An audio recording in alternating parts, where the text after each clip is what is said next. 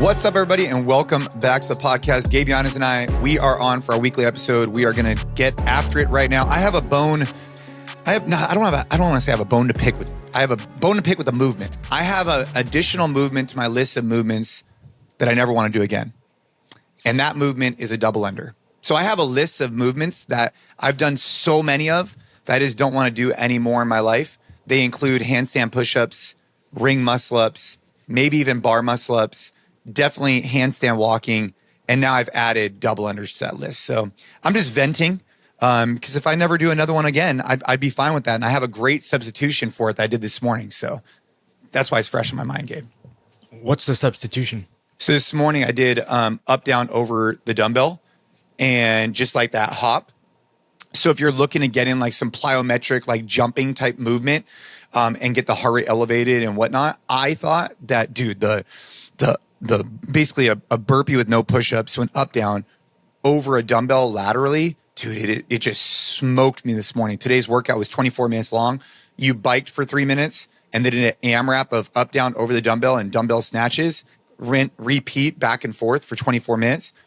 It was nasty, man. It hit the spot. It was perfect. It got me a jump. It got me lateral movement. It got me everything I needed, and I don't need to do a double under. We should probably save this topic for a home team episode, but I'm very curious why, like kipping movements, handstand push-ups, like overhead squats, full squat snatches, for me, even like full squat cleans. Like I understand those movements and kind of putting them on your list. They're on my list, probably things that I'm not going to do again.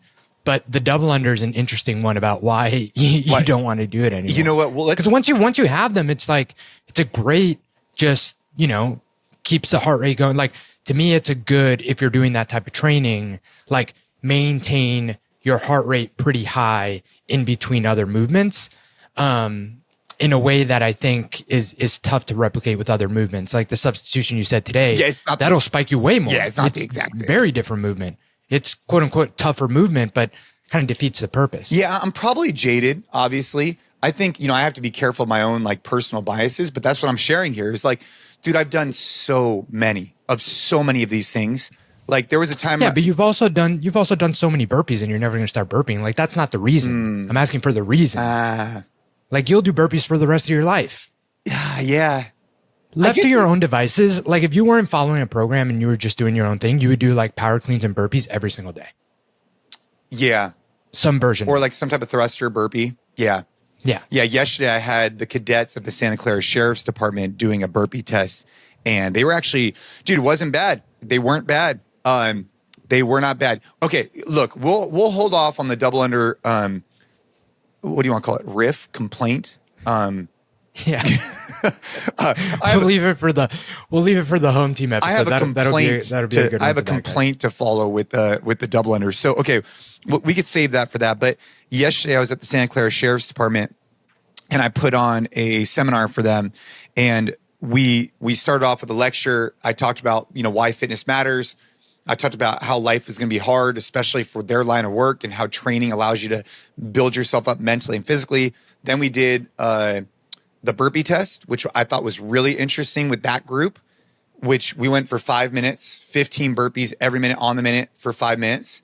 And then we finished up with the workout after that. And I taught tempo. I taught a bunch of different things. But one of the reasons why I'm so inspired to work with these law enforcement groups is to open their minds in the idea that like fitness doesn't have to be overly complicated. You just have to be consistent. You have to wake up early. You have to train hard. You have to prioritize protein and get on with your day. So that was the big focus for yesterday.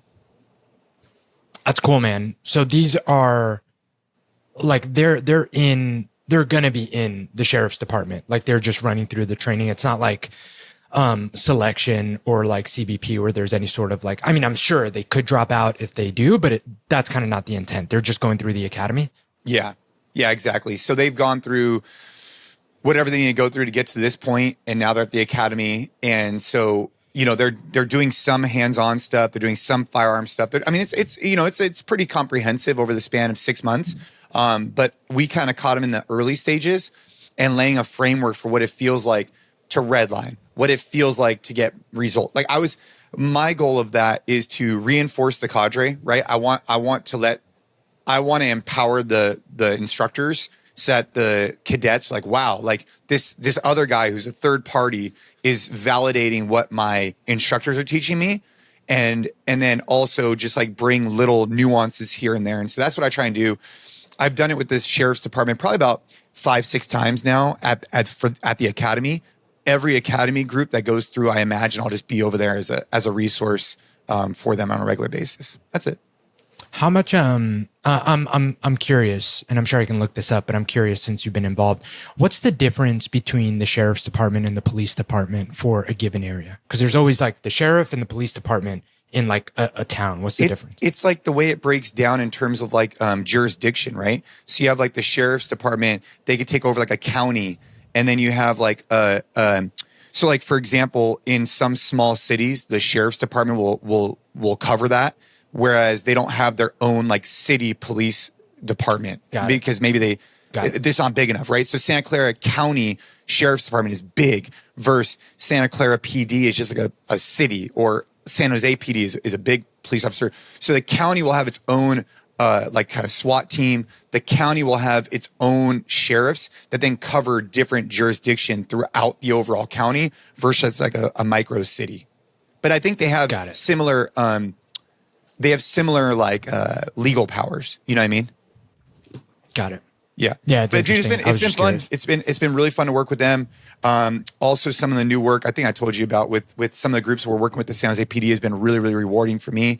And I'm still on the lookout to do my reserve course. So the reserve course is like 160 hours, I think. And so I'm really looking forward to signing up for that. And I'm waiting for the next reserve course to come up, and I'm going to sign up for it, and we're going to be able to storytell around here about it. I'm going to talk about it on the podcast. What does that entail? And then what will that mean once you're done with it? So basically, there's a reserve level 3, reserve level 2, and then maybe a reserve level 1, or just like a full law enforcement officer. You do get to carry a badge. You get to carry a gun as a reserve level 3. Most departments don't hire at reserve level 3. They wait until you're a reserve level 2. It's an unpaid position as a reserve. But basically what it would be for me is I would go through this like 190 hour academy versus like a 900 hour academy if you wanted to be like full-time law enforcement. And it'd be like a 2-month, pretty extensive course. And then afterwards, I would have the fundamentals of a few things. One is fundamentals of hand-to-hand, fundamentals of firearms, fundamentals of the law, which I find to be really interesting for me. Fundamentals of like first responder safety, like in terms of like CPR, AED, stuff like that. A lot of this training I've already had, but it would just be good. And then when I get the reserve, then what I would be able to do is the requirement is I have to donate my time at least 10 hours a month, but I'm already donating my time 10 hours a month anyways. So this will just make it a little bit more official that I could donate my time 10 hours a month. And in particular, I'm going to see if they could hire me just to do fitness, maybe some combatives work for 10 hours a month. This is all up in the air, but that's what I'm looking to do. Got it. No, that sounds really cool.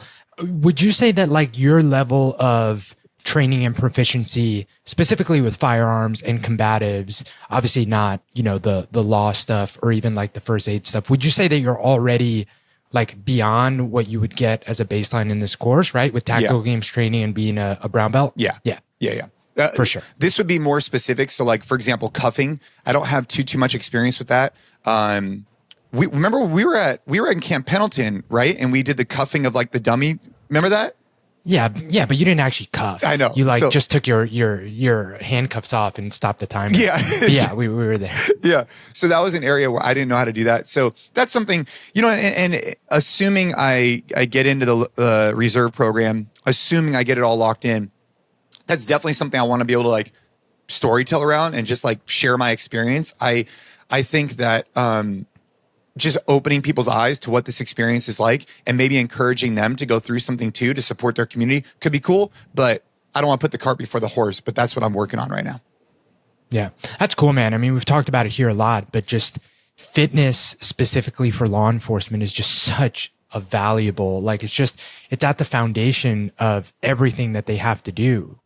You being able to have your heart rate a little lower and be more in control when you have to make what's potentially a life or death decision, or like, hey, is this like a threat that needs to be dealt with, or can this be dealt with some other way? Like all of those things, I would imagine, obviously I can't speak from any level of experience, but I would imagine it's a lot easier to make a good decision when you're not, huffing and puffing and your heart rate's 180. And that's the goal, right? Like if you're fitter, you're not going to be in that situation after you have to sprint 20 yards to get, somewhere. Yeah. And like take, for example, yesterday is like, I was feeling good yesterday, dude. I don't know what it was, but I was feeling good because, I've been training every morning. I've been fueling my body. I'm feeling good. So I'm on these wrestling mats. I sent you a picture, and I'm on these wrestling mats. And so they have like a nice little bounce to them. And dude, my burpees felt strong. And so it was a really good example where I'm doing the 15 burpees a minute while holding a conversation the whole time. And what I wanted to show these guys is that if you could learn how to manage your heart rate, if you could learn how to manage your breath, you could still function while still like performing at a high level. And so, yeah, that's what we're doing. I mean, we're going to be doing more and more of it. If you're a law enforcement officer listening to this, especially if you're in the Bay Area, we're always looking to support law enforcement. We work with a lot of different departments, and that's something that I'm very, very passionate about. So if you're interested, hit us up. Let us know how we can support you guys, because obviously we can support on the fitness side of the house and also just like some mindset and some other things we talk about. So let us know. Speaking of feeling really good, there's no better feeling than when you have one of those mornings where you get so much shit done because like you had to. And then it's like, it's 10 and you're sitting down for, a podcast or whatever it is that like the first thing that I actually have to like sit down for. But this morning, so I've been, ever since I couldn't run anymore, but like after a week of like, woe is me, I'm injured, I can't run, because I was getting up early in the morning. Anyway, I continue to do that. Now I go to the gym and do conditioning at, I wake up my alarm goes off at 4 every morning. I'm usually up anywhere between like 4:10, 4:20. And I'm in the gym before 5 because my goal is always to come back be in the house at 6.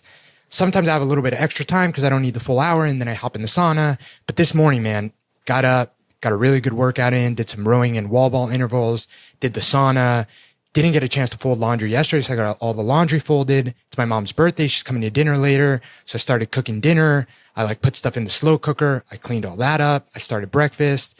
Got Shay into the bed with Ariel so she can kind of like hang out there for a second. Why are you making me feel hella lazy right now, bro? Keep going. What are you, fucking RoboCop? The thing is, like, this isn't. Look at you, dude. This isn't every morning, I know, right? Like, there was just a lot of things that needed to happen. Keep it going. But I'm just saying, like, dude, you ever have those, and then you're just like, everything's clean, everything's done, and like, the kids are finally getting out of bed, and like, Ariel's coming out, and it's like, fuck yeah, like, let's go. And it just the whole reason that I'm sharing that is not so much like, pat in the back. I did so much this morning, but it's so true that when you get wins and stack them up, it just motivates you more to do more that day. Yeah. To be more on top of your shit that day. Like you almost like you have all this momentum going that I'm fired up to get a bunch of things off my to-do list. Like you almost like you start to look for other things to continue being productive because you were so productive. And it also works in the opposite direction, right? Like if you hit snooze and you missed your workout, and like, it just kind of like,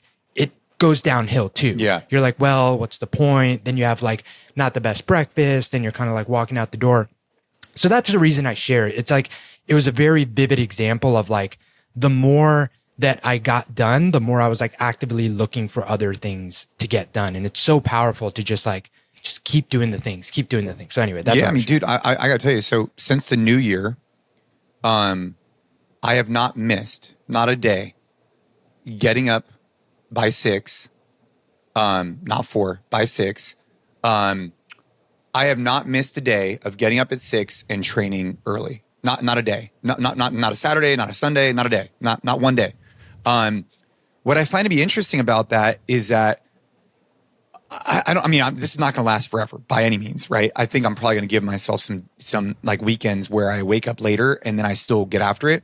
But I got to tell you, man, getting up consistently before 6, training before 6, and then prioritizing protein early have been like, that's something I'm going to like hang my hat on. I know I sent you that message, but like something I'm going to be like much more vocal about on this podcast through social media. And what I want to be like the guy about is not like a 4:43. Like that's a little excessive, Jocko. Like he's a little crazy, right? Like you're a little too early for me. But getting up before 6 and training early and then getting in the protein early, I just feel like, dude, that in itself is so realistic and it's something I've done for so long. But like it just sets you up for success for the rest of the day. Like if you're not doing it today, like you got to do it, because then all of a sudden you go to bed earlier because you know you're going to get up early. You eat better during the day because you jump started your day early and not starved yourself throughout the day. And dude, it's been dramatic for me over the last 7 weeks or 6 weeks. And I'm not gonna I haven't drank or anything. I'm probably gonna have some wine in a couple of weeks because we're supposed to go to an event, right? But that's not going to take me off of the path that I'm on right now with train early, eat protein, crush the day. I'm bought in on it. That's the plan.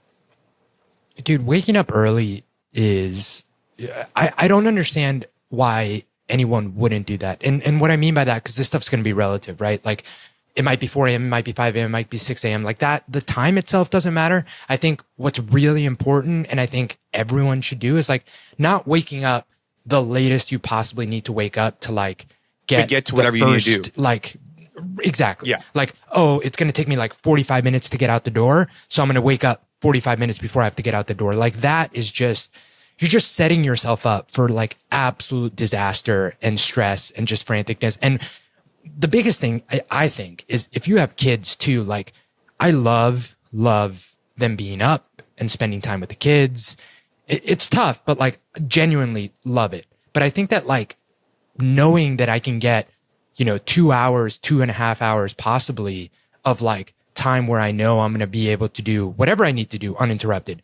The gym, start tackling some emails, like just start something and like not have to worry about any chaos, I think is one of the most important things you can do so that you don't also just always feel like you're behind the 8 ball. And I think that that's huge for especially new parents, like giving yourself that time in the beginning of the day. Cause you can also get it at the end of the day. You put the kids to bed and you have a little bit of time there as well. But for me, the difference is like, what do you really feel like doing at the end of the day? Nothing. When the kids are like in bed? Exactly. Yeah. Like that's our time to watch one episode of whatever show we're watching, like, and be on our phones. Like literally it's time to like, we chill out, we'll watch one episode. Then usually the episode's over. We talk a little bit, we go to bed. We both read our books. I get through like half a page and then I fall asleep. Yeah. So no, I think you bring up a really good point. That's a great way to summarize what I'm trying to do, which is you get up earlier than you need to get up for your priorities for that day, right? So if your first call is at 8, well, what do you need to do? Or maybe you need to drop off the kids at 8, or maybe you need to do this at 8. Well, what are you going to do? You backpedal that, right? And so I understand my schedule is different than other people's schedule. But for me, the training at 6, like I'm in the garage, I'm training, I'm at the gym training, for me has worked really well. And then it's been a great way to also combine jiu-jitsu because I get the training in so early that later in the day I can go to jiu-jitsu and it's far enough away where I feel like I've recovered enough, right? So just something I've been doing. I'm really, really going to put out that message more and more and more because I just think it's been really dramatically helpful for me as a guy who's been in the fitness space for 20 years. I think that getting it done early and getting the protein has been a great combo for me. So that's what we got.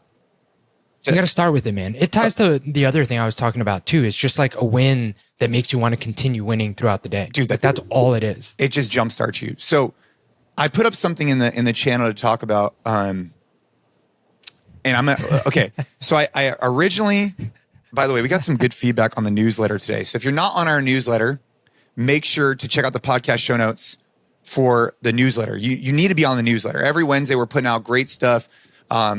We just, we're recording this right now on a Thursday, so it's fresh in my mind.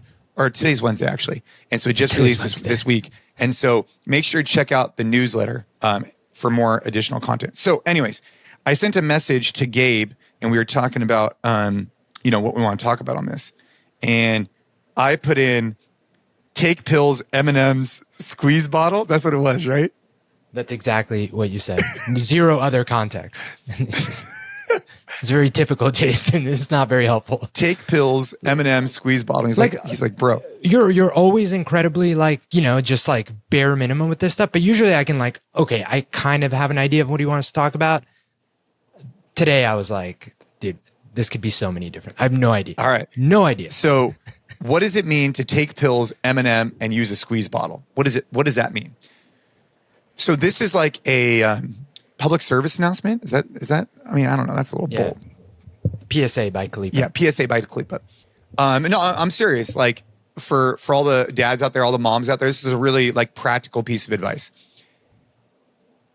As your children get older, there'll be a time where you'll need to give them medicine of some type, right? And when they're young, you probably have given them some type of liquid medicine. And I hope, for the sake of this whole podcast, I hope that you never have to give your children medicine of any type ever in their life. But the likelihood of that is very unlikely, right? And so what happens is, typically with children, they get used to some type of like nasty liquid, or maybe they find a liquid that works, like a liquid Tylenol, and they just like get by. Well, if or when that child is ever in need of taking pills, it would be good to set yourself up for success to teach them how to take a pill at an early enough age where if they ever needed to take a pill that they had to take, you've set them up ahead of time before that trauma occurred to be able to take it. So does that make sense? So Shay's 2, right? Yeah. Shay could probably not take a pill right now. He's probably too young, right? So at some point, maybe that's 4, 5, 6, 7, 8. Most parents don't expose their children to taking a pill until like later on. I mean, I know some parents where their kids are 9 and 10 years old who still don't take pills. Do you know what I'm talking about?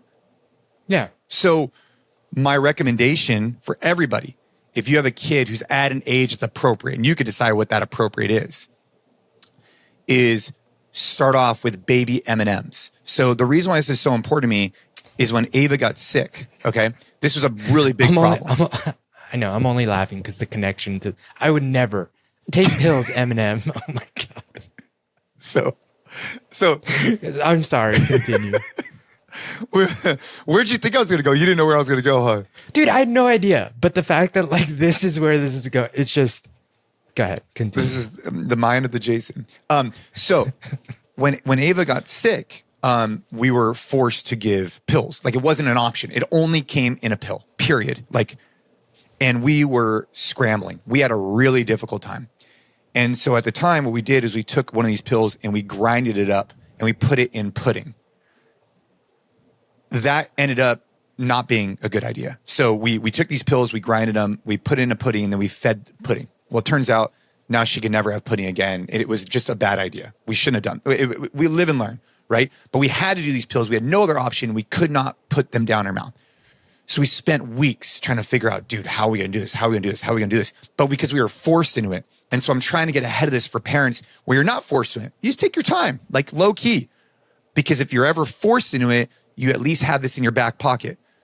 So what happened is over and over again, we're struggling. And then finally I look at this guy, he's eating the mini M&Ms. I'm like, fuck yeah, perfect. And so I was like, hey, here's a mini M&M. I want you, instead of just eating it, to just swallow it. And in fact, I'm going to use a squeeze bottle. I'm going to squeeze it down your throat, right? And boom, we got 1. We got 2. And then all of a sudden we were able to just take it with water, mini M&M. And then next thing you know, we're able to say, hey, this mini M&M is the same size as this pill. Do it. And boom, it changed the game for us. It took us a few weeks of that process. Maybe that's an exaggeration. Maybe like a week of that process. And after that, we never had to worry about it again. And then from there, Caden's been easy because he already saw his sister taking them. And so it was a piece of cake for him. But I would encourage any parent out there that if your child is not capable of taking, I don't know, kids' Tylenol or whatever, if they ever needed to, this is a step in that direction. Start with mini M&Ms, maybe even go to full M&Ms, but that is a tool that you could use when you feel is appropriate with your spouse. But I wanted to bring that up on the podcast because it was brought up with a group of our friends, and I have not ever brought it up on the podcast. I do think it's really important. I was going to ask you what reminded you of that. We were recently. We were at a football practice, and one of the parents had messaged my wife and said, hey, Caden's like complaining of some aches and pains. He says he takes adult Tylenol. Is that true?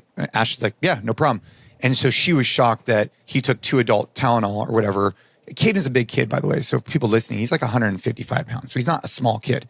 And so, but she was shocked. And so she brought it up later to me. And she's like, oh, we haven't done that before. I was shocked that you could take that size of a pill. And that's what got me thinking about this entire thing, is that how do you get ahead of it as a parent, right? Like we're trying to build a hedge against all these things. Well, this is something people don't think about until you have to think about it.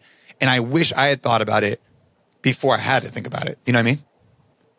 Yeah, I guess I'm thinking like, what are, like, you know, I get why that was a non-negotiable for Ava, obviously, because she needed very special things that like just don't come in other versions. But I guess I'm just thinking about like, what are the other scenarios where you would like need to do something in pill form? Just because I feel like there's everything now in liquid or even sprays or whatever. Yeah. But I wouldn't know. We've only had to do like little kid stuff. Our kid is 2, so. Yeah, I don't know what the answer is, but like in particular, what caused us like a lot of issues was the steroid. It was a prednisone. Sure. I want to say it was prednisone or one of the other steroids.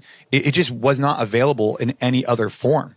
And so like, all I'm saying is that as a parent, like, of course you can continue down the path you're on. I'm not here to tell you anything. I'm just sharing with you my experience that like, I don't know, like you spend a week trying to get them comfortable, like understanding. And then maybe from there on out, maybe it could help in the future. Maybe it doesn't, dude. Maybe it's unnecessary. And you're listening and you're like, bro, you're a very unique anomaly.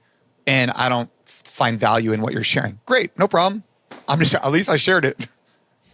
Yeah, no, I think there's always value in you sharing the experience and something that was helpful to you guys. I think it's just, you know, I can speak to it as a parent. It's always so tough to think about stuff like that because you don't want to think about you ever needing to do it. And that's obviously not the way you should think about it, but you know, better to be prepared than not prepared. But it's so easy to just be like, you know, that won't be us. But yeah, hey, man. or like imagine if your kid right now is like 9 or 10 years old and maybe other kids take a, you know, maybe they need a little Tylenol here and there. And dude, I think my sister can't still take pills. It's funny. She listens to this podcast. So I'm curious. She'll probably text me when she listens to it. But as far as I remember, like to when I like left the house and, you know, she couldn't take pills. Yeah. And maybe that's some people just can't do it. Some people can't do it and that's fine. All I'm saying is for parents out there, you know, one of the things that we try and do on this show is just like share from experience. This experience definitely left a mark on me in terms of like, okay, that was, and it obviously there was no way you could ever know. But had we had that ability before we got into a traumatic situation, it would have been so much easier. So before you ever need to do it, that's the encouragement here. Like, and if you and your spouse are like, dude, we don't encourage swallowing a whole micro M&M, okay, fine. Then don't do it. Yeah. You know, and this kind of segues into one of the things that I wanted to talk about. I put this on last week too, and we didn't get to it. It's like every parent's worst nightmare to have a sick kid, right? You would, and I'm sure you can speak to this. I mean, more than anyone else, like you would trade you being the one to get sick, like any day, if you could just make sure that your kids are healthy. Like once you have kids, it changes everything about, like you become truly selfless in terms of like, it's them and like, doesn't matter like what it takes. Like you want them never have to suffer, healthy, happy. And I'm grateful for that every single day. And I don't take it for granted because I know that that's 100% not guaranteed. And I think that like the reason I bring this up is, you know, the RFK confirmation hearings have been happening. So when we're recording this, yesterday they voted and approved him in like the subcommittee, and now the vote goes to the Senate floor. And it's one of those things that's super controversial, right? Like there's a lot of people that feel very strongly about like all things politics, very strongly about like RFK, some things he said before, specifically when it comes to like vaccines and stuff like that. And people feel very, very strongly about this stuff. And the reason I bring this up is, for whatever reason, and I've mentioned this on the podcast before, like I think that everyone lands on things that they believe because of their lived experience. Like the way that, like whether I agree with him or agree with like what he can do is based off like the lived experience I've had. And I mean, I might be wrong, but for me, that's just kind of the way I feel. And some people might disagree with that, and that's okay.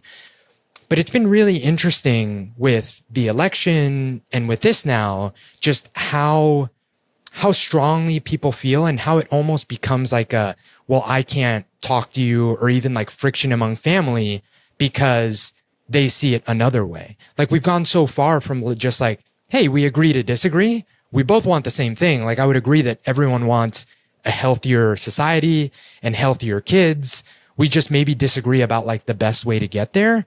But the fact that that now turns into calling people names or just like literally like stopping a relationship with them or causing friction with family, which is the craziest thing, is something that's been interesting to observe. And I guess like the question and what I'm curious kind of your take is, because for us, it's definitely been something where there's family, like close family, that sees things completely opposite and feels very strongly to how we feel, right? Like we have, you know, I would say like pretty unconventional to the traditional ways that we're going to like raise our kids, and like homeschooling is an example, like how we feel about vaccines is an example, like all of those things.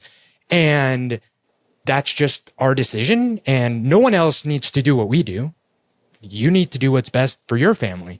But the fact that that becomes this thing that like almost like puts strain on a relationship that's family has been, I don't know if disappointing or surprising is the word that I use for it.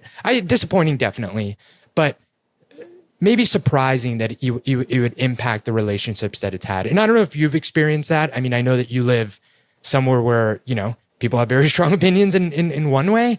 But it's just, and then the thing that I've been trying to balance is, you know, if I'm trying to set this example to my kids of like, dude, if I believe something, like I shouldn't be like ashamed of it. I shouldn't be like, well, I'm not going to, if asked, like, I think there's a difference too of like, if someone asks you like, hey, what do you think about this versus like, you know, just outwardly putting it on social media. I think that one of those maybe is more unnecessary than others. But if asked, like, I should just say what I believe and stand up for what I believe, despite whatever opinion people will have of it. But how do you balance that with like, God, the headache of like, just, you know, people making assumptions or whatever, you know what I'm saying? Yeah, man. And I don't know. How's that experience been for you? I think it's all a byproduct of social media, personally, because everybody thinks they're like yelling at each other. But the reality is that more people are similar than different. It's funny. I was talking to my dad about this. My dad, he wants to write a book and he's like 7 pages in.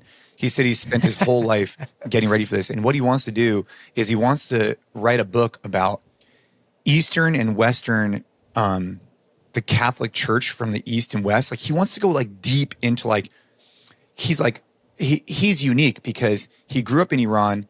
He speaks like ancient, like Aramaic, like the original language of Christ. So he reads the Quran one day and he's saying that, you know, it wasn't translated. He like went deep. He's like, dude, I have, you know, I'm Catholic, but I'm this and that. He just went really deep and like, he wants to talk more about this religion. He wants to dive deeper into it. And he's really intrigued on this side. And he told me, he's like, you know, it's really interesting, Jason. He's like, I've just witnessed this over the last 50 years that you can't even have conversations with people because people just get so like wrapped up in these different things and whatnot. And he was using that as an example because he wanted to bring forward like his religious theories about as he reads through the Bible and as he reads through this and what he wants to bring to the table. But it's the same thing I think with politics, man. It's just gotten really polarizing. But hopefully, you know, we could open the door to more conversations because if you don't talk about these things, it's like kind of like brushing them underneath the rug. It just gets worse. Like you have to be able to have conversations with people. Like I had a guy in my garage the other day. And so we're talking about RFK.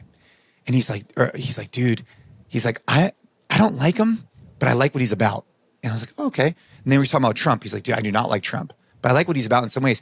And I think for a lot of people, there's nuance to these things. Like I think that the weird thing is like, wait, you expect that hundreds of millions of Americans or whatever it is, or, you know, millions and millions and millions of people go either this way or this way. Like, dude, no, that's not true. Like in general, they might side more here, but in the end of the day, most people don't follow to the T either side. You know what I'm saying? Like he was making the argument there should be 6 different parties.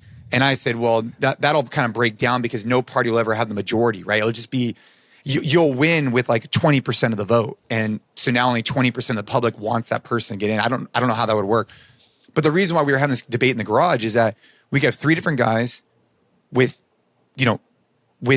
3 slightly different viewpoints, but we can have a conversation about the things we like and things we don't like and be like, yeah, dude, we kind of agree in general on that. You know what I mean? But I think we're missing that in society. There's no like nuance in any of this. That's where I think it becomes a problem. Yeah. And I do think that social media plays a big role in it. But what I was specifically like talking about that's been a little disappointing is that it even breaks down, I've experienced it like breaking down in conversations with like close family. Yeah. And that's disappointing, right? Because that's happening face to face. That's happening with people that, what I just think there's some things in there that, where you just deep down, it's just better in some cases just to avoid certain conversations are going to spark certain things. For sure. But, and that's the thing. And that's the frustrating thing. Maybe this is just in my experience, but I don't think so. I think a lot of people have kind of gone through this, ever since the pandemic and now, where it's like, I don't want to have the conversation. Like, I'm not going out there being like, hey, like, how about that Trump guy, and like trying to get going. It's the other way around. And that's where I've been like struggling with this, because I think that in the past, my default has just been to either like literally lie about what I think, or just like just move on to the next topic to avoid conflict at all costs. But that to me seems disingenuous the more I think about like the example I'm trying to set, because like, I shouldn't lie about anything, but it's one of those things where like, it's almost like your hand is forced to have the conversation and like to want to have an argument, when like I don't. Like, I believe things that I believe, and I know that these are things that people feel very strongly about. So for me, it's not my place to be like, hey, Jason, like, what do you think about, vaccines and your kids? Like, let's have a conversation about it. Like, no, like that's not my place. But like when it happens the other way around, to literally just like get conflict going, it's been disappointing that happens. And like, maybe that's like unique to like our situation, but I don't think that it is. I don't think it is. I think you have to handle it with a certain amount of grace, right? Like, so a buddy of mine, he's like, him and I don't always see eye to eye on things, and we like kind of riffing about some politics. But like, I also know that I don't know enough. Like, if I don't know enough about a specific subject to even have like a really educated conversation on it, I'll just be like, look, dude, like, I hear you. I hear what you're saying. I think there's a lot of nuance in this. There's a lot of different perspectives. I'm going to go do some research, or maybe I'm not. I'm just like, hey man, I agree with you, whatever. Let's move on. Like, I do think that a lot of people argue over things that they don't really have enough background on to make a strong opinion on. That I think I've had to be careful of, is like, you feel a certain way, but then all of a sudden you go do a bunch of research on it. Anyways, I think what you're bringing up is totally natural, dude. And you got to learn how to handle that on a case-by-case basis, because it's also not worth putting a huge wedge in the middle of a relationship. You and someone else might disagree on something, and that should be okay, right? It should be okay. Exactly. Like, that's the way people should be. Like, as long as you could respect their right to have that opinion, you might disagree with it. Like, I have plenty of friends around here, who disagree with certain things about firearms, for example. Slowly over time, I'll try and impart with them, like, hey, this is why I do this. I look at it as a sport, and this. And when they're ready, maybe they'll come out and experience it. Maybe they won't, but we'll just agree to disagree on something. It doesn't mean we still can't be really close friends. It's fine. That's it. That's the way people should be. Yeah. Anyway, I hope RFK gets confirmed. I am super hopeful that nothing but like net positive can happen, and like real change in a system that's like had zero change for years. Dude, you cannot agree. You cannot disagree that having him come on is going to cause some pendulum swing. And that's exactly what we need. Like, we need to have some disruption. Like, who disagrees? Who could possibly say that America is a very healthy country right now? If you just look at the obesity rates, right? So now you have this guy coming in who at least wants to draw attention to some of these problems. And you might disagree with him on certain things, but I also think he's going to get things done. And I don't think other people in the past have even. It's just, I don't know, man. I just feel like whoever can't get behind this idea of trying to make America healthy, it's tough. It's tough for me to wrap my head around. And who's the better option, right? Like, if not him, then who? Like, I don't know, right? I don't know, man. I don't know. I'm just glad we're drawing attention to it. That's all. For sure. And that has been, I think, a huge positive, because a huge positive even in the confirmation hearings was that there was a lot of controversy on like, his past stances on certain things, but it seemed that everyone is agreeing and at least talking about finally that like, hey, we're sick, something's wrong, and like health matters. Dude, there you go. And that's been nice. That's it. Like, there was no pushback on that. There was no pushback on like, hey, our food system's kind of fucked up. Like, the way our healthcare system's set up is kind of fucked up. Like, it's at least nice that we can all agree on that. even though we have to find this other thing to like, call ourselves names about. But anyway. Hey, I wanted to, last podcast, I got a few responses about this online. So I want to make sure I addressed it. We were talking about the playlist that Caden came up with and how like some of this music, how we feel like hella old, right? Dude. So Kendrick Lamar, he wins the like Grammy or whatever, right? And we were watching the Grammys with the kids and anyway, so Kendrick Lamar wins and he wins for that song, not Squabble Up, like ain't, shoot, now I'm really aging myself. Liz will know, Ain't Like Us or whatever. Yeah, Liz not Like Us, whatever it was. Someone listening to this podcast will be like, bro, come on, you're butchering the shit out of this right now. Yeah, what is she? Not Like What Us. is it? It's Not Like Us. And so he wins like best record, best this, best that, whatever, best song. And so the next day I'm in the car and I'm putting on Kendrick Lamar because I'm like, all right, well, this guy won a bunch of stuff. So let me just listen to his record. I'm just like, oh boy. And Caden's in the car. And obviously Caden's like a Kendrick Lamar fan. And I'm just thinking, man, a lot of these lyrics, dude, like, come on. So what I'm going to try and do, and this is I got referred to, I have listened to Lecrae in the past, but I got referred to a few different, like more like Christian rap artists who kind of give like a good beat and a good whatever, but the lyrics are a little bit more positive. So I'm going to go out there. I think there's one guy, KB, there's another guy, Lecrae. And so I'm gonna try and put those on and see if I can get Caden to like that. That was my advice from when I was talking about the previous one with you the other day. You know what's been really nice is we listen, or at least if I'm picking the music, we listen to like mostly Spanish music in the house. I listen to Spanish music when I work out. Like I love Spanish music, and I'm a huge Bad Bunny fan. But to your point, like all of his past albums, like they have been very like. My mom hates it because it's like raunchy lyrics, like whatever, but it's in Spanish. And like some of this stuff, because it's in slang, like it even like goes over my head. However, this last album that came out, he's actually becoming super, super popular now with like both generations because his lyric, like the running joke is that he must have fallen in love. His lyrics have gotten like a lot more softer and like a little bit more like they're not as like, just like bunch of women and whatever. And so that's actually been really nice. And this latest album that came out, it's freaking awesome. And he combines a lot of like new school Spanish music with a lot of like old school like salsa beats and stuff.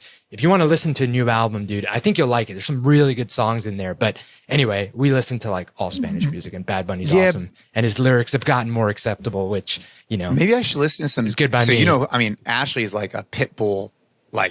Dude, talk about a... Dude, I can get down to some Pitbull. Ashley's like a Pitbull, like super fan. I mean, she's seen him, I think 6 times in concert. And she just says that he like brings like this super positive vibe to everything. And like, he is like Mr. Worldwide, he is positive. Do you follow him? Do you follow him on Instagram? He posts some like really cool, like inspirational shit, honestly. Right. Like he's got some really good stuff. Yeah, but so I can see him bringing like that to his concerts. Like it doesn't surprise me. Dude, we might go see him in Vegas, but like supposedly he just brings like this vibe that's just sets it up. But a lot of his music is like Spanish, English, whatever.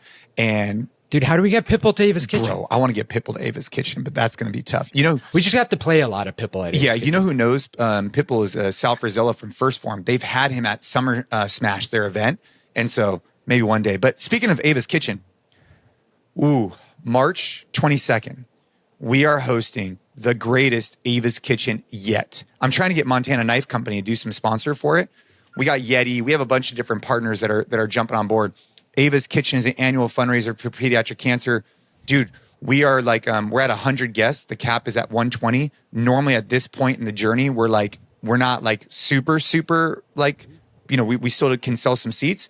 Dude, 100 people so far. And I want to say 3 tables, which is incredible, have already been sold. So I want to say at this point that we're recording this, there's probably like 15 seats left. So if you want to go to Ava's Kitchen, make sure to go to the link in the podcast show notes because there's not many seats left. And once we hit 120, the venue has a hard cap. It's not like a nice to have. We can't get any more people in. So FYI. Glad I got my seat secured. Ooh, your seat is secured. You're going to be right by the dance floor. So when we put on the Pitbull, you're going to be ready to go. But Ava's Kitchen, bro, I think after this year, I think we'll be easily over 4 million raised for for kids and families fighting cancer. So make sure that if you haven't gotten your tickets, go check it out. And then while we're here, we're going to do a special men's club in that morning. So you can join us for that too. Yeah. We've talked about it on the podcast before. I've talked about it, but it's an awesome event. It's so much fun. Yeah. It's so much fun. Like the auction itself, even if you're not going to bid on anything, which I'm not balling enough yet to bid on some of but watching it's so much fun. And then you watch the auction. So like vibes are super exciting. Like there's all that. And then you go and like the dance floor is open. Dude, that was such a good 1-2 punch. Dude, that's the way it's going to be, man. And I'm excited. So this is a new venue this year. It's going to be great. Like I said, we got the men's club early in the morning. We got then you have the cocktail hour. Then you have the live auction, and we try and blend in a little bit of, obviously, like we talk about the cause, of course, and then we have a bunch of fun. We have a really good auctioneer. She's awesome. She's incredible. And then, of course, just dance it up, man. So yeah, if you guys can't make it out to California, I totally get it. But if you want to support, you can still go to avaskitchen.org and you can leave a donation. None of that money, that money goes 100% to charity. We're helping kids fighting cancer. That's it, and their families. So if you want to support, please go support there. That's the one charity that what I've found is that, and then some high school stuff is all that we do, mainly because you can make a bigger impact if you stay focused. So that's weird. I have a bone to pick about Ava's Kitchen. Actually, now that we're talking about it, here's my bone to pick. So Ariel bought her dress for this year. She was very excited. Once we decided we were going to go, she went and bought a bunch of dresses, tried them on. She's super fired up. But last year, the invitation said black tie. And optional? So I dressed up. I think it just said black tie. Yeah. And I dressed up in black tie. And then I show up and I was like, bro, this isn't black tie. And I told you that. And you were like, dude, in California, this is what black tie is. And I was like, what the hell? So anyway, now I know going into this year that it's California black tie. And, I can have some color going into it. I was like, dude, I'm in my best black and white here. Yeah. It's the only one. I was the only one. California black tie could be a lot of different things. But nobody's wearing sandals to this event. It's No. No one's going to be in sandals and board shorts. Everyone looked great. But I remember walking in and I was like, this isn't black tie. Dude, if you were wearing some colorful thing, dude, you look good. But you had some color. I'm going to try and wear a bow tie this year. Have you guys, this is a shout out to the men out there who want to save some money with their wives. I'm going to give you guys another cheat code here. Have you heard of something called Rent the Runway before? Yeah. So what Rent the Runway is, yes, it's a monthly subscription, which I do not like monthly subscriptions. But what Ashley could do is she could get dressed. Does it have to be though? Oh, maybe not. I don't know. Maybe it's not a monthly. Whatever. Ariel's used it before. I think that you can subscribe to it or you can just rent a single dress. I'm pretty sure. So what happens is you get items, and then you could try them on and they could ship them back. And so if you want, as a woman to wear a really elegant dress that you maybe will never wear again, instead of spending $1,000, $500, $200 on a dress, you could just rent it and then you could send it back. And then you get new items and then you rent that and then you send it back. And so for me, I wear the same thing basically all day, every day throughout the year. So it doesn't really matter. But for a woman who wants to dress up in different things on a regular basis, let's see what she says. Rent the Runway, I think, is a really great option. So if you're a husband out there, I don't know. This is going to release after Valentine's Day, right? Yeah, the 24th. So anyways, this is going to be after Valentine's Day. But if you're looking for a good gift for your wife or your significant other, I think they even have guy stuff too. I don't know. I've never been on the website. Rent the Runway. We should get a commission for this, dude. I'm The Jason Khalipa Podcast, sponsored by Rent the Runway. Yeah. Super on brand. Yeah, for the record, we get no commission off Rent the Runway, but it is a good way for you to save money because instead of buying dresses on a regular basis, you could just rent them. But speaking of something that we are actually partnered with, a company. Before you move on, dude, suits are such a pain in the ass, suits and tuxedos. At least for me, they have been over the past couple years because my body has definitely changed. And man, there was one time where I had this gray suit that I put on, that I didn't try on, but I just took to a wedding in New York and I put on 10 pounds. And dude, when I was trying to put it on, it just did not. I will say that is one time that as a guy, you could have a perspective shift, right? Because in general, when you're wearing a suit, at least if you're an adult male, you'll get it tailored or at least you don't want a baggy suit. Like those are not in anymore. You know, you want to look sharp. You want to have, the pants fit. You want to have them tailored. Like that's important to me too. And dude, when you put on a suit and you're not in the right shape, you know it. So maybe we should start, that's another like a little inspiration. It's like, hey, be able to run down the street with your shirt off and be able to put on your, suit on a regular basis and feel like it fits the way it should fit. That's the inspiration for today. Yeah. Well, I mean, I it's not that I got fatter, it's that I got bigger. But either way, it didn't So maybe fit, that's even a good thing. Like your quads butt. were like busting out of the pants. Literally. Yeah. It's a good problem to have. Good problem to have. And I have to get all my stuff tailored anyway because I have the dimensions of a box. So Rent the Runway is not a sponsor of this podcast, but we do have a collaboration. It's not like I guess it's not like an official sponsorship of the podcast, but we have a collaboration with our friends over at Blokes. I want to bring them up because I just think that they do good stuff. Like a buddy of mine yesterday just had his intro call. If you are listening to this podcast and you have not had your blood work done in the last year, take a minute, check out the podcast show notes. You could use the code Khalipa or JK Podcast, either one, and you can get 50% off your blood work. And the reason why this matters is, dude, it's $75 to get a full panel, including your hormone. They're taking a loss on this. They have to be taking a loss on this, Gabe. Like, there's no way you can get your blood work done for $75, right? I mean, I don't think so. I was talking to one of the guys that I'm working with one-on-one, and he did it through his just doctor. Yeah. And he paid over $300 and something. And I think it's like a very similar panel. So just check out the podcast show notes. Go check out our friends over at Blokes. You get the, most affordable blood work option and then use the code Khalipa or JK Podcast.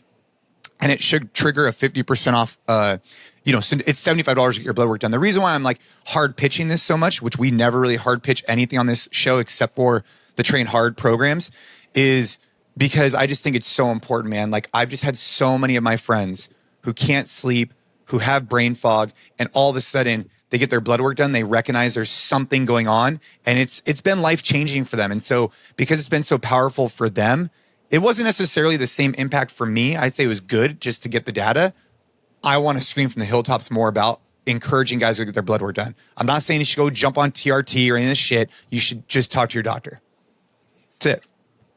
And again, like people should go back and listen to the episode. Oh, I was going to talk to you about some more, but yeah, go ahead. Well, I was going to say, and people should go back and listen to the episode we had with Josh, who founded Blokes, because I went into that episode skeptical of exactly what you just said. Of, I feel like there are a lot of companies out there that are just like, hey, let's do a quick, blood work so that we can just tell you that your T is low and get you on TRT. And talking to Josh, honestly, on the podcast and then talking to him afterwards, like it was so refreshing, the approach they take, which is like, even regardless of what the numbers say, like if you just feel good, like why fix something that isn't broken? Like they're very much approaching it with a minimalistic approach in that, yes, there are these things that can help, but they only make sense if you actually need the help.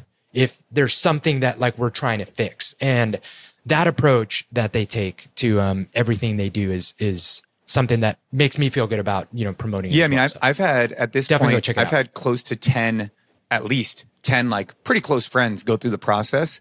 And all of them have told me that the same thing. They didn't hard pitch anything. They just asked like, what's going on? How can we support? And that's why I'm going to continue to support them. And if that changes, then we won't support them. But for now, they're doing exactly what you're saying. And so for that reason, I we can get behind it. So yeah, man, go check out your blood work. Go check out Ava's Kitchen. Dude, I really hope that Montana Knife Company could come in and support. Dude, how sick would that be? A custom like Ava's Kitchen knife? That'd be badass. Yeah, their stuff is really, really cool. I don't own any of them, but I get their ads all the time. And dude, there's something about like handmade, USA made stuff, and just a knife is badass in general, but all that stuff is just like, take my money. Dude, I haven't bought anything yet, but take my money. So major takeaways from the podcast, go grab some micro M&Ms. Look at Rent the Runway. That's right. And avoid really awkward, difficult conversations with your family about RFK. Yeah, like try and avoid them. Some of them are unavoidable. Some are unavoidable. But dude, get up early tomorrow, right? Get up early tomorrow.